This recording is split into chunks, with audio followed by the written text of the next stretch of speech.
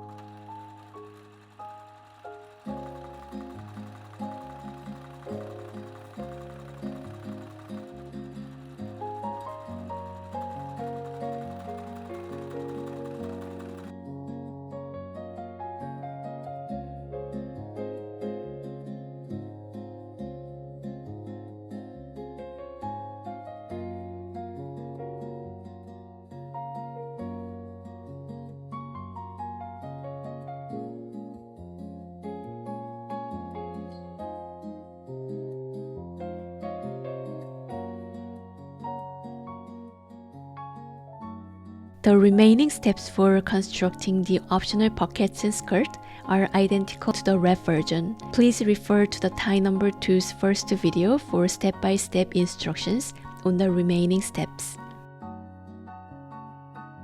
Now that you've seen all the options for the tie number 2, which combination is your favorite? Will you try your tie number 2 with a sleeve from one of my other patterns?